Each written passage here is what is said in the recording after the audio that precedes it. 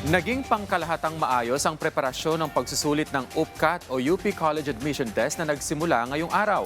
Inaasahan ng UP Administration na nasa 16 hanggang 18,000 applicants ang matatanggap sa taong ito. Nagbabalik si Elijah Canlas.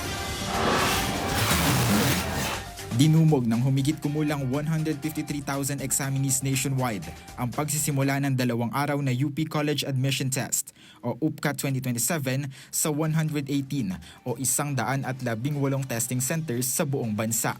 Isa sa mga maagang sumabak sa pagsusulit sa UP Diliman Campus, si Giovanna Buitizon, isang UPCAT examinee na nagbahagi ng kanyang motibasyon kung bakit gusto niyang makapasok sa UP. Since bata pa po ako, sinasabihan na po ako na mag-UP ako dahil lahat ng members po ng pamilya ko ay taga-UP. Kaya naman, puspusan ang kanyang naging paghahanda bago dumating ang araw ng pagsusulit. Katulad po sa marami, nag-enroll po ako sa mga review center, tapos bumibili-bili po ng mga practice test na booklet. Tapos sinasagutan ko lang po sila, tapos ni-review yung mga mali ko.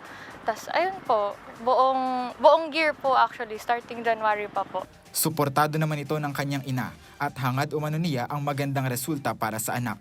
At this point po, sa tingin ko, nagawa niya na yung dapat niyang gawin. So, at this point, we leave it all up to God. Sa mga magulang na magtitake din ng UPCAT yung mga anak, suportahan lang natin sila. Gaya ni Giovanna, nag-enroll din sa review center at nagsanay gamit ang mga exam booklets, si John Oliver Bunyales, na isa ring UP aspirant.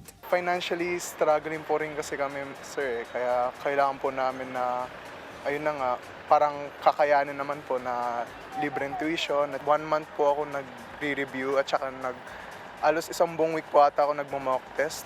Ayon sa pahayag ng UP Administration, naging pangkalahatang maayos ang preparasyon ng pagsusulit ngayong taon. Patuloy naman ang temporary restriction sa pagjo-jogging at pagbibisikleta sa loob ng pamantasan para maiwasan ang traffic congestion. Inaasahang lalabas ang opisyal na resulta ng pagsusulit sa first half ng taong 2027 kung saan humigit kumulang 16,000 to 18,000 applicants ang inaasahang matatanggap sa UP system. Elijah Canlas para sa Bayan.